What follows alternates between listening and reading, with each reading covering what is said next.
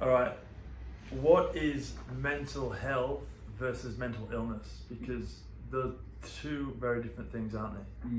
Yeah, so first thing is we all have a mental health, just like we have a physical health. It's kind of made up of our emotional, psychological, and social well-being. And yeah, there are a range of emotions that might go with that.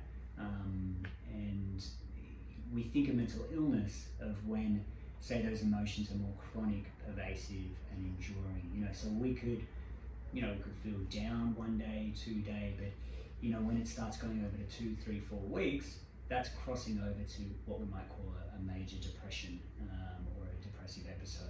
Yeah. So training mental health, that's the thing, right? Just like we train our physical health, training our mental health, that is a thing. That's something that's super important. I like to talk about, particularly when I'm seeing men, I like to talk about our mental health the same way we talk about our physical health. There's prehab, there's maintenance, there's rehab, there's recovery times. And just like our physical health, we sustain injuries. So say you go through, when you're on the footy field, you take a big knock, you know how that's affected your body and how long it's going to take to recover. The same way as if we go through a really stressful period at work, where it's just kind of every day, 12, 15 hour days, or so something big in life happens, like we go through a breakup or whatever it might be, that's just like sustaining a physical injury, but a psychological or a mental health injury. So there's going to be time to recover, it's going to be an effect on the body, it's going to be an effect on our outlook, all the things that exactly the same that would happen in a physical injury. It's interesting though, isn't it? Because with a physical injury, because we feel it, it's real, right? But then with training our mental health, because it's not something that we feel or generally get direct feedback from, it's something that we never even think about. Is that right? It's such a good point, and that's where that stigma around mental health comes from. Is when you break an arm, it's easy. It's in a sling. You can see. We know what the process is. You go to the doctor, but when we sustain like a psychological injury, when we go through something that's really tough, and say we have an emotional response, you can't see it. We've got to cover it up. We're not allowed to be talking about it, but it's really palpable distress, like it's actually happening. And when you put someone's brain under an MRI, it actually comes up, it lights up the same parts of the brain that are your pain receptors, the same parts of the brain when you break an arm. Really? That's light up interesting. when you break your heart, say, Wow. in a breakup. That's so interesting. So then, mental resilience, that's something else in itself, is it? I think mental resilience, definitely there's a genetic component. Like not everyone necessarily comes out of the womb the same, if that makes sense. Right? No, it does, yeah. Yeah. So, but there are ways that we can maintain and sustain, and that goes back to that mental health maintenance that we were talking about. Yeah. So with mental resilience, is that something that you can build mental resilience, even if it might not come naturally to you. Just like talent, talent doesn't come naturally to everyone. Some people are gifted, and some people have to work their asses off to be in the same position. Is mental resilience the same thing? Just like anything, there's a nature and nurture sort of component to it. So we're born with it, but our environment needs to be set up so we actually kind of thrive. I like that environment. That's so important. Yeah. What was your experience of? Well, I think for me personally, anyway, I had a long career in rugby league. I was never the most naturally gifted player, but from my upbringing, I was taught about hard work and resilience from my dad and my mom. They both worked super hard. I was surrounded by my 3 brothers. We had such a great environment, which is why I liked it when you mentioned environment. My environment growing up was just, I look back now at my childhood, and really we didn't have much in terms of physical things like items, but we never wanted for anything either, because we had the most important thing. We had that love, we had that environment, and it was just such a great environment to grow up in and to develop. So I think with me, I built a lot of mental resilience to be able to go on a path of a professional sporting career, and that's something now that I'm going to take with me into the rest of my life. I've always said rugby league, it's not for everything, but it's certainly a great start to life. And although we don't have qualifications as in a way of a university degree, we learn an awful lot about life, and I think we have life skills that we couldn't experience if we went to a university or if we went to a college. But we certainly learn a lot of tools about life along that journey. That's awesome to hear, and it is that. It sounds like, and I think it is that discipline is what you learn.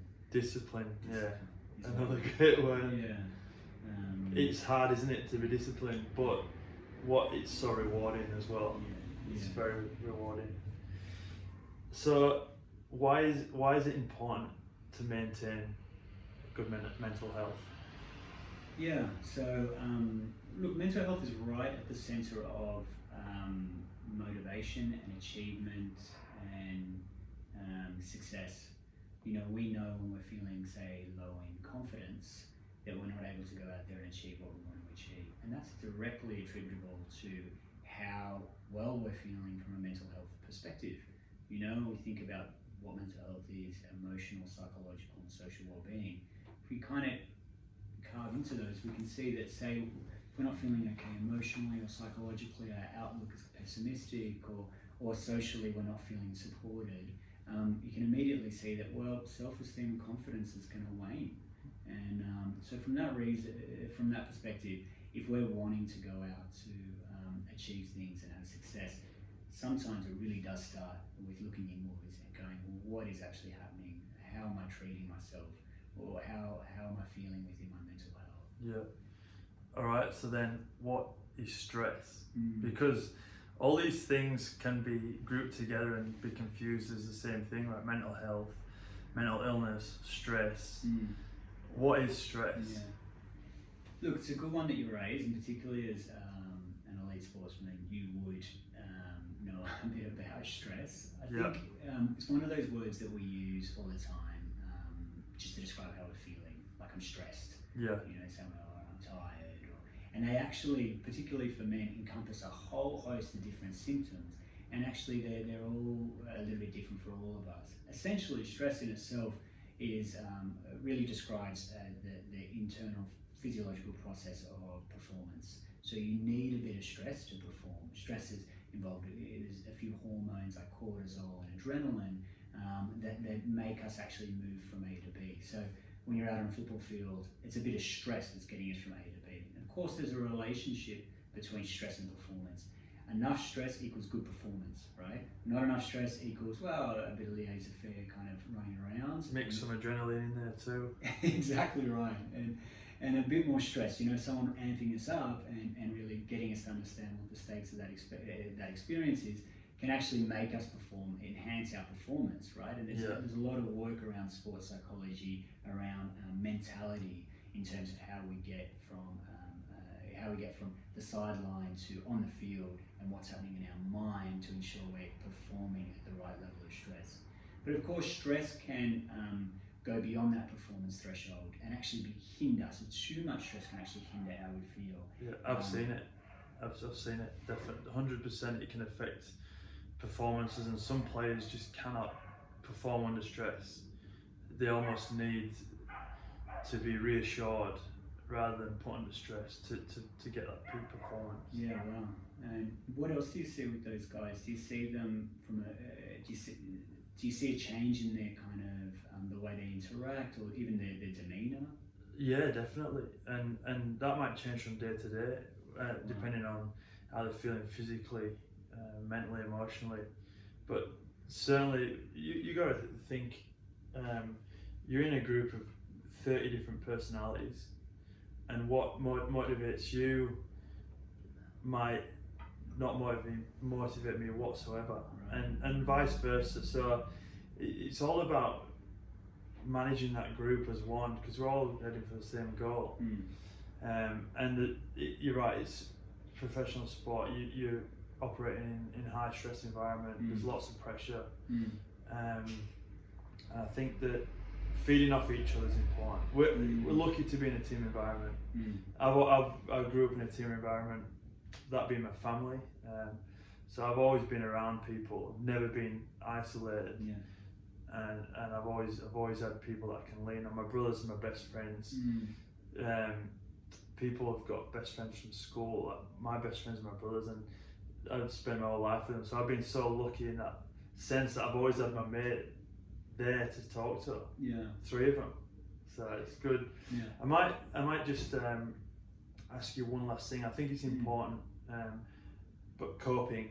How do we cope with stress? There's good ways of coping, and there's bad ways of coping, isn't there? Yeah, that's a good point. That stress elicits a lot of discomfort, and how we manage that discomfort internally can be both productive and destructive, right? And I think naturally our mind goes to that destructive places.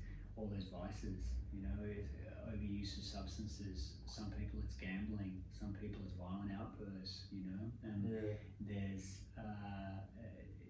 that internal distress. It really does build, and there's sometimes for some people there's very few ways that we can actually put that fire out.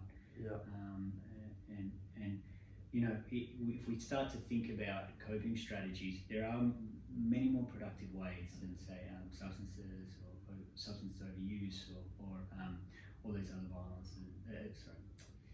When we start to think about coping, there's many more productive ways than those destructive ones to actually cope with that internal distress. And you talked about a few times today. You talked about a really good one, and that connectedness, whether it's on the field, off the field, family, friends.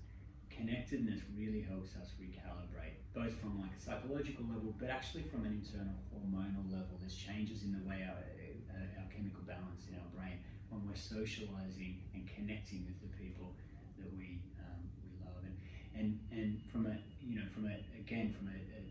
physical perspective, when you're putting different substances into your mind, into your body, it affects how your mind functions. And this is where substance use recreationally might be okay, but as a coping mechanism and in a chronic way, it can be really problematic for your own well-being and actually how you think, your outlook and your perspective, your psychology.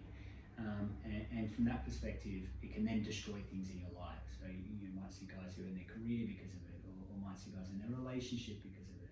So substance use in itself, we can think of substance use as sometimes people are addicted to substances, but quite often there's a psychological process going on underneath as well, that we might be tending towards reaching for the bottle or whatever else to cope and manage with an internal distress that we just don't know how to put into words, whether because of the stigma or whatever is happening. We just don't know how to say to someone, hey, I've got this tension within me, I feel stressed, who do I talk to, what is this normal, is this not? Cool.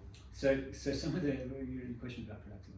So some of the productive ways of coping, and like what you mentioned, so connecting with people. But there's things we can do internally, like you mentioned, create a routine, exercise. There's so much research around exercise, eating well, food and mood. They're very much connected. Meditation's another good one. For men, stress happens in the body very much. For women as well, but for men, we carry a lot of our stress in our body, in the big muscles of our body. So meditative practices, but also stretching, yogic practices, breathing exercises, a big one in terms of relaxing. And you might see, I'm sure, before going on to a footy pitch, you're taking those deep breaths, and that's actually part of the body's nervous system recalibrating to get ready for action. We don't breathe properly anymore, do we? As adults, we actually don't breathe to our full potential. And when you try and, I've been taught how to breathe properly through meditation, but it's actually, to breathe properly is really hard. to take the proper full in breath, hold, and then the full exhale. and we just don't breathe properly. But when you can train yourself to do that, it gives you so much energy and happiness. Absolutely. And I suggest to people all the time to download. There's a ton of apps out there, free apps to download to train you on breathing. But even the easiest thing, in Sydney we're fortunate enough to be by the sea. So even the easiest thing you can do is just jump in the ocean. Yeah. Regulates the body, regulates the breathing, makes us deep breathe. It's a really good fit. I'm laughing because talking about jumping in the ocean, I can tell you right now, you do not realise how lucky you are. Sydney people, anyone living near the beach, growing up in the north of England, we didn't have this luxury of just jumping straight into the ocean. But not only any ocean, in my opinion, the most beautiful oceans in the world. They've got the best beaches. So there's no excuses, is there? There's no excuses. No, it is beautiful, and there are, and also for coping, also having the courage to acknowledge when it's gone too far, and we've gone from stress and performance to chronic stress and feeling absolutely burnt out, for example, or anxious or depressed. Acknowledging that that's happening, and then seeking out a bit more of a connection with some understanding. So whether that be a good protocol is your GP, is a place to go if you're seeking out professional help. But there's so many great resources: Lifeline, Beyond Blue, Black Dog. I often refer men to a service called the Men's Table that is just about men connecting together and sharing what's happening for them. But professional help can really give us the strategies we need to actually contain what's happening and have a bit more of a hopeful outlook. Cool. Well, mate, Alex, thanks so much for your time. I always enjoy chatting to you, whether it's socially or whether it's environments like this. I said to Tori, my partner, the first time I met you, I just got this great energy from you. So thanks for bringing me down to your clinic here, AB Clinical Psychology. You've got a great space. Thanks very much. Good to see you. Good to chat. Thank you, and good on you for flying the flag of men's mental health, man. Like not many people do it, and it's great that we're having a conversation. Perfect.